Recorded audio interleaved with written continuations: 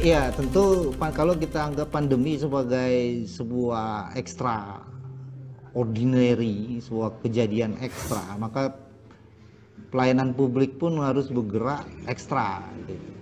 Nah, oleh sebab itu kita harus berubah dari yang kaku menjadi agak sedikit tidak perlu kaku. Umpamanya Ya.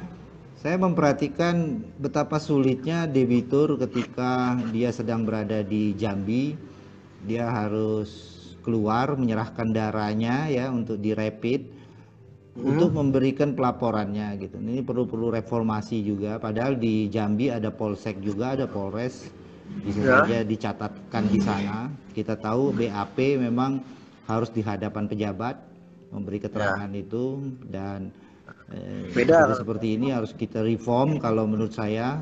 Ada kadang dari Jayapura pun ketika peristiwa gitu ya. Nah, semua ini saya belum pernah mendengar. Mungkin kalau orang lain ada ya, tapi kalau bagi saya lebih enak ada payung hukumnya, perkapnya gitu kan. Sehingga akses to justice itu secara formil juga dan sekarang sampai hari ini juga belum ada yang menjamin pandemi ini akan seperti apa ya. Nah, itu Iya, nggak ada pertama. jaminan. Nah, yang kedua ya. Nah, yang kedua yang paling prinsip adalah lagi-lagi menurut kami ternyata dalam membuat perjanjian itu kedua belah pihak itu harus punya budaya hukum ya, supaya saya tidak menyangka nih, ini leasing terkenal loh, ini leasing yang Ya. sudah berkali-kali juga digugat loh, leasing yang sudah dibawa ke perdata dan sering menjadi salah satu objek yang jadi apa materi pertimbangan hakim gitu, tapi dia masih mengulangi gitu. Nah ini kenapa tidak dibekukan saja pamannya izinnya itu ya. Nah, atau seperti apa ini, karena begini ya, yang bertanggung jawab itu sebenarnya kan pelaku usaha ya. Kenapa? Mereka yang punya produk, walaupun debitur itu saya sepakat, tapi maksud saya budaya hukumnya tuh dikedepankan ketika berani mengadakan suatu produk layanan. Cara penyelesaian perkara pun harus.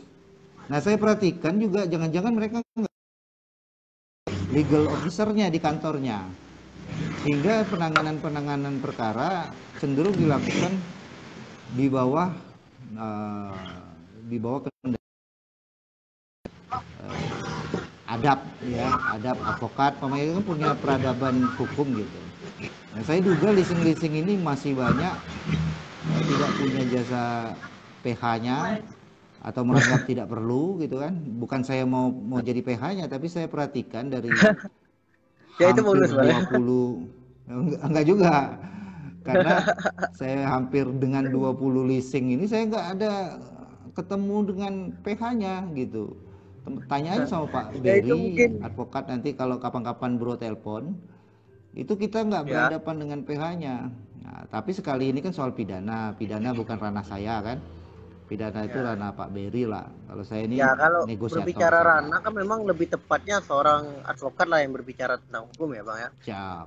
Ya karena ya menurutku ketika ini suatu perusahaan yang bergerak di jasa keuangan ya, terutama di perikatan ya, artinya memang harus ada legal officer di sana seperti itu, Bang. Nah kalau enggak kan seperti ini, Bang, ya premanisme ini yang makin merajalela ya, tadi salah satunya penarikan secara paksa tadi, Bang. Iya. Ya apa susahnya umpamanya menempuh gugatan sederhana di perdata kan. Iya. Nah, janganlah nunggu apa itu kan budaya yang lebih baik ya. Supaya Ya. orang itu nggak dicegat di jalan, nggak begini ya. Nah, hal-hal kayak gini menurut kami eh, jangan sampai akhirnya sesuai tema bro. Jangan sampai Ya. membuat perjanjian-perjanjian dan adat istiadat baru dalam perjanjian itu yang merampas Nah, kemer tegaan. kemerdekaan orang. Jangan buat di negeri ini perjanjian untuk mengikat orang menjadi tidak merdeka pula gitu kan. Wah, ini Sejak kok awal kan malah ya. ya, Lanjut, sejak Bang. awal kan kita tahu gimana Pak? Ya berarti kan kalau perjanjian itu kan artinya tidak adanya unsur paksaan ya, Bang ya. Artinya kan kita merdeka. Merdeka dalam artian ya kita tetap tunduk lah dengan aturan perjanjian yang dibuat antara kedua belah pihak. Nah, tapi tidak mengambil hak dari debitur maupun kreditur seperti itu ya.